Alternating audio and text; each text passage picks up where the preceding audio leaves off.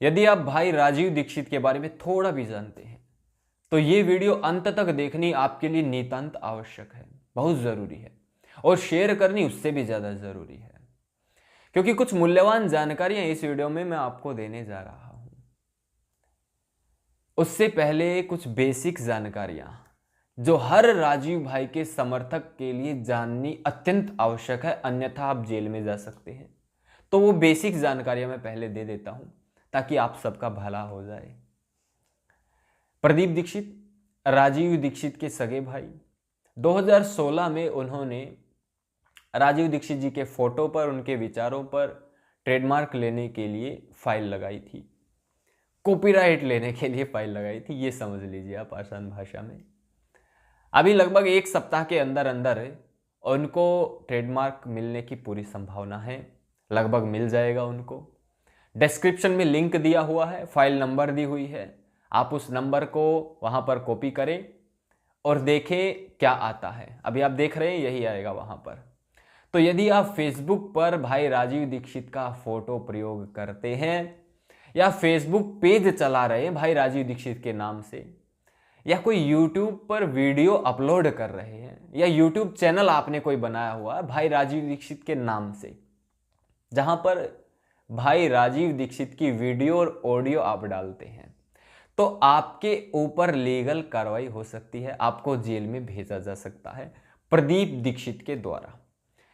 देखिए, भाई राजीव दीक्षित ने अपने जीवित रहते एक वीडियो में कहा था, मेरी किसी चीज पर कोई कॉपीराइट नहीं है, आप उनको सीडी बनाओ, उनकी कॉपी करो, गांव गांव में बांटो, पुस्तक पर भी कहीं कोई कॉपीराइट नहीं है। आज उनकी कुछ पुस्तकों पर तो कॉपीराइट पहले ही हो ही चुका है, अब उनके फोटो पर, उनकी वीडियो ऑडियो पर भी कॉपीराइट हो जाएगा।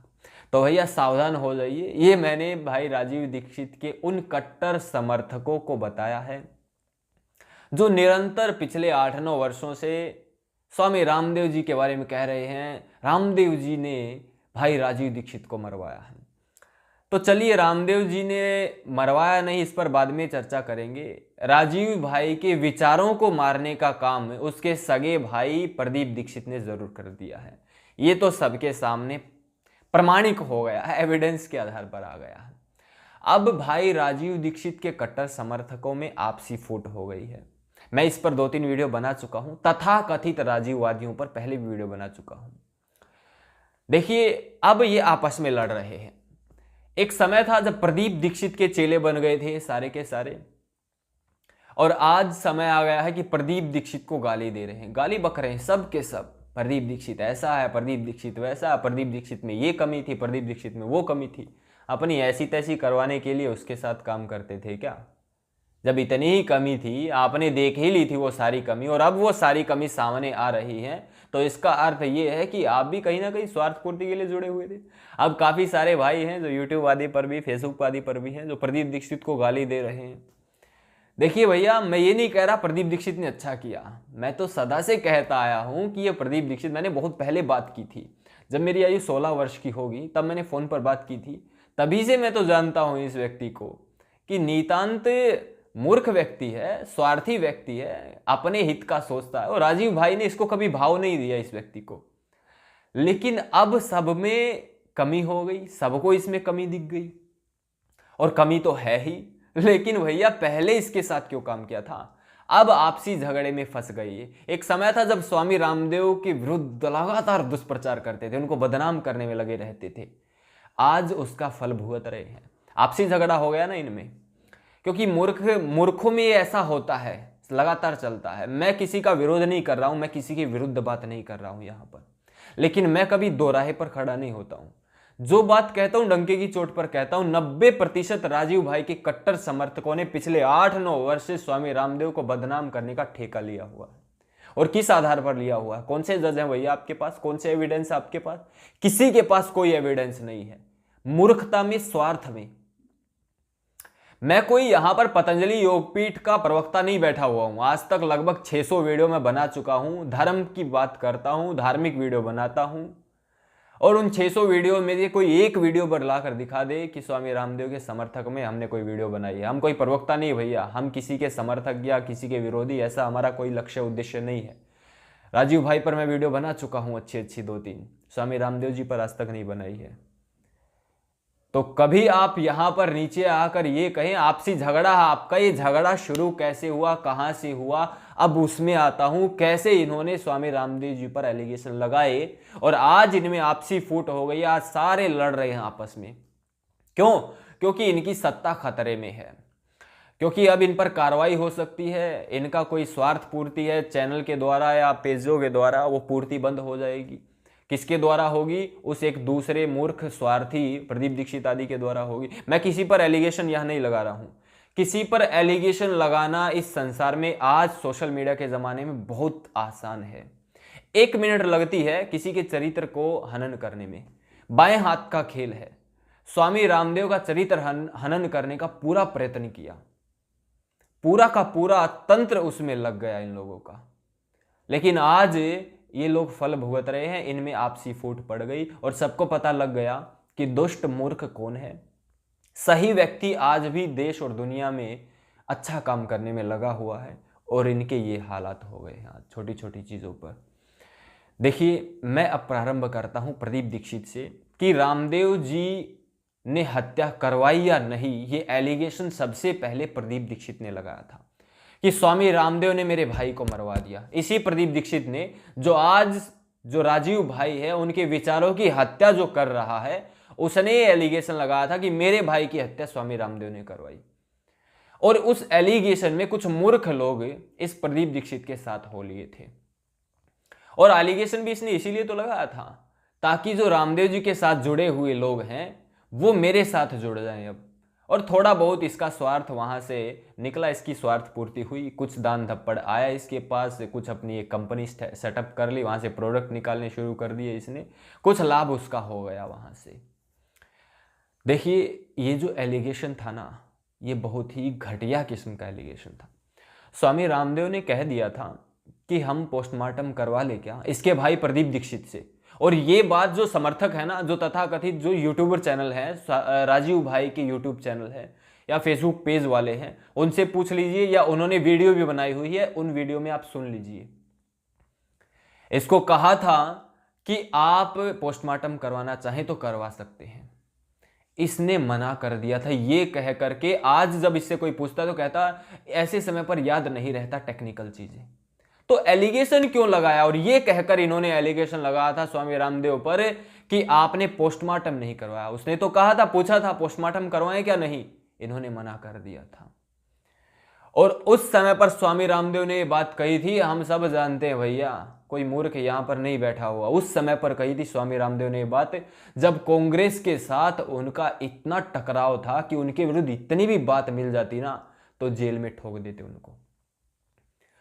सुनंदा पुष्कर के केस में, जो अभी सुनंदा थी, जो भी है ये चलता है, उसके केस में क्या चल रहा है? उसको मारा गया, उसकी हत्या हुई कांग्रेसी नेता उसी के पति के द्वारा, शशि थरूर के द्वारा, ये सब मानते हैं जो भी है। लेकिन डॉक्टरों की रिपोर्ट हर बार बदल जाती है पोस्टमार्टम की। अगर उस समय जब सारा तंत्र कांग्रेस के पास था, पूरे देश का तंत्र, उस समय भी रामदेव जी ने कह दिया था भैया करवा लो पोस्टमार्टम, कोई फर्क नहीं पड़ता, देखी जाएगी, गलत पोस्टमार्टम रिपोर्ट आएगी तो भी क्या होगा, कोई फर्क नहीं पड़ता, लेकिन आपके ऊपर है। वीडियोस में भी कह दिया था, कोई बड़ी बात नहीं भैया। और ये एलिगेशन फिर लगाना कि पोस्टमार्टम नहीं करवाया, ये इन दुष्टों ने चाल चली थी, ये षड्यंत्र चला था इन्होंने। एक तरफ कहा कोई आवश्यकता नहीं, दूसरी तरफ कहा इसने नहीं करवाया, ये दोषी है, इसने मरवाया है। ये पहली बात। और जब व्यक्ति दूसरे की गलतियों पर जज बन जाए ना, और अपनी बात पर, अपनी गलती पर वकील बन जाए, तो फैसले नहीं फासले होते हैं। ये इन मूर्खों को नहीं पता। ये बहुत बड़े इन्वेस्टिगेशन ब्यूरो वाले बनते हैं अपने आप में। यानी कि योग्यता केवल पुस्तक बांटने की है, केवल डाकिया का काम करने की योग्यता है। और मैं नहीं कह रहा हूं ये, भाई राजीव दीक्षित की वीडियो सुन लीजिए। अपने भाई का नाम 1-2 बार ही लिया उन्होंने, और वो भी जब लिया है कि आपको डीवीडी चाहिए, सीडी चाहिए, पुस्तकें चाहिए, तो आप वहां पर कांटेक्ट कर लो, वो दे देंगे आपको। बस इससे ज्यादा उनकी डाकी से ज्यादा कोई अहमियत नहीं थी, कोई औकात नहीं थी इन लोगों की, इन प्रदीप दीक्षित जैसों की। ये भाई राजीव दीक्षित के स्पीच में आप सुन लेना। और ये लोग आज इस प्रकार के एलिगेशन लगा रहे हैं। ये एलिगेशन लगाकर जानते हो इन्होंने क्या पाप किया है? इन्होंने पाप किया है भाई राजीव दीक्षित को मूर्ख सिद्ध करने का। You think that he was a fool? आप ये सोचते हैं कि वो एक मूर्ख था? राजीव भाई एक मूर्ख व्यक्ति था, ये सोचते हो आप? आपसे ज्यादा, कई गुना ज्यादा बुद्धिमान था। आप सोच भी नहीं सकते, आपकी औकात नहीं है उनके विषय में कुछ सोचने की। स्वामी रामदेव पर एलिगेशन लगाना जिस दिन, उसी दिन आपने राजीव भाई का अपमान कर दिया था, उसी दिन पाप कर दिया था आप लोगों ने। राजीव भाई इतना मूर्ख नहीं था, स्वामी रामदेव के पास वो नहीं जाता अगर वहां पर उसे सही बात पता नहीं चलती, वहां पर उन्हें स्वामी रामदेव जी के विषय में अच्छाइयां पता चली, रहकर भी पता चली, तब वहां पर दिन रात पुरुषार्थ और प्रचार प्रसार किया था। ऐसे ही नहीं किया। इतना ही नहीं, अपनी सारी संपत्ति अपने इस तथाकथित मूर्ख भाई के नाम नहीं करके गया, वो पतंजलि योगपीठ को देकर गया। आजादी बचाओ आंदोलन को, जिसमें उन्होंने अपना सारा जीवन खपाया, वहां पर भी नहीं दी उसने अपनी संपत्ति, पतंजलि योगपीठ में दी। क्यों? क्योंकि पता था ये संस्था निस्वार्थ भाव से काम करे, इसीलिए दी थी भैया। आप बताएंगे क्या भाई राजीव दीक्षित को क्या करना चाहिए था, क्या नहीं करना चाहिए था? रामदेव अगर बुरा होता तो भाई राजीव दीक्षित वहां जाते? आप क्या कहना चाहते हो? क्या भाई राजीव दीक्षित को लोगों की पहचान नहीं थी? क्या वो दोगले किस्म के व्यक्ति थे? क्या वो मूर्ख थे? किसी पर भी कोई भी आरोप लगा देते थे? ये कहना चाहते हो क्या? ये सिद्ध करना चाहते हो क्या? मूर्ख वो नहीं थे, मूर्ख आप लोग हो। कोई एविडेंस नहीं, कोई प्रमाण नहीं आपके पास, और केवल उस प्रदीप दीक्षित के बातों में आकर के आप 8-9 वर्ष तक स्वामी रामदेव को बदनाम करते रहे। क्या आप में इतना मादा है कि अब उससे क्षमा याचना कर लो? क्योंकि अब उसी प्रदीप दीक्षित को आप गाली दे रहे हो, तो अब स्वामी रामदेव से क्षमा याचना कर लोगे आप? और स्वामी रामदेव क्या समझते हो भैया? अपने बलबूते पर खड़ा हुआ व्यक्ति है। राजीव भाई को मंच स्वामी रामदेव ने दिया, राजीव भाई ने स्वामी रामदेव को मंच नहीं दिया था। इतनी बात आपको नहीं पता, मूर्खों की तरह लगे हुए हो भावनाओं में बह करके। ये हालात आप सबके मैं बता रहा हूं कि किस प्रकार की मानसिकता में लोग फैसले ले लेते हैं। ये होता आया है। वो व्यक्ति तो चुपचाप लगा हुआ है आज भी, देश दुनिया में समाज का उत्थान करने में वो आज भी लगा हुआ है, लेकिन आप आपस में झगड़ने लग गए। इसका अर्थ जानते हो क्या है? इसका अर्थ यह है कि हाथी चल रहा है मस्त चाल में अपने, उसको कोई लेना देना नहीं, और कुछ तथाकथित लोग कुत्तों की तरह आपस में लड़ने लग गए, भिड़ने लग गए। उनका यही काम रह गया, वो कुछ लेना देना नहीं, कुछ करना नहीं, अपने स्वार्थ में आपस में लड़ रहे, झगड़ रहे, एक दूसरे पर आरोप लगा रहे हैं। टाइम पास भी तो करना है ना, इसीलिए भी ये वीडियो बना रहा हूं। इतना ही नहीं, कुछ और बातें यदि आपको पता चलेंगी तो आप हैरान हो जाएंगे। भाई राजीव दीक्षित ने आज़ादी बचाओ आंदोलन का काम ऐसे ही छोड़ दिया था क्या? ऐसे ही पतंजलि योगपीठ में नहीं गए थे वो? जब उन्होंने देखा कि जिस संगठन के लिए मैंने पूरा जीवन खपा दिया, मैं इधर उधर घूमता रहा, लोगों को जोड़ा, लोगों को सच्चाई से अवगत करवाया, उस संगठन में ही फूट पड़ गई थी। ये प्रदीप दीक्षित जो आज दिख रहा है ना, ये अपने भाई के विरुद्ध ही बोलता था। आप में से बहुत कम लोग जानते होंगे इस बात को। ऐसे ही नहीं भाई राजीव दीक्षित स्वामी रामदेव के पास चले गए थे, ऐसे ही नहीं गए थे।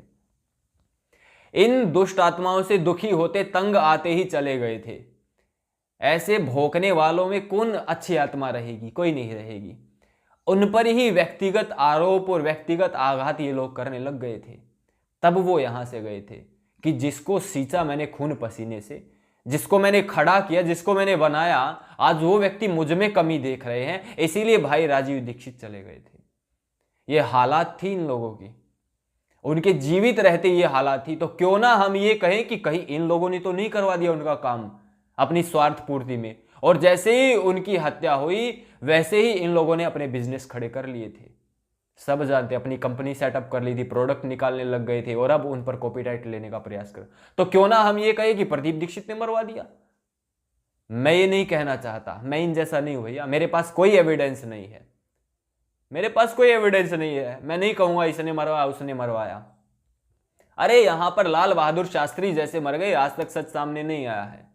अमेरिका के राष्ट्रपति सार के मार दिए गए, आज तक सच सामने नहीं आया है। बहुत बड़ी बड़ी हस्तियां इस संसार से चली गई, उनकी हत्या कर दी गई, सच आज तक सामने नहीं आया है। महर्षि दयानंद सरस्वती के पीछे कितना बड़ा षड्यंत्र था, आज तक पूरा सच सामने नहीं आया है। हम इन महापुरुषों के विचारों को आगे बढ़ाने में अपना समय खपाएंगे कि ये व्यर्थ करेंगे, इनकी चीजों को ढूंढने में क्या हुआ, कैसे हुआ, ये हुआ, वो हुआ, फालतू में हम समय इसमें व्यर्थ करेंगे क्या? अब यही काम रह गया क्या आपको? क्या वो लोग ये चाहते थे कल को कोई मुसलिम आकर मुझे गोली मार दे और आप सब लगे रहे वहां कहते रहे? ऐसा नहीं होता है।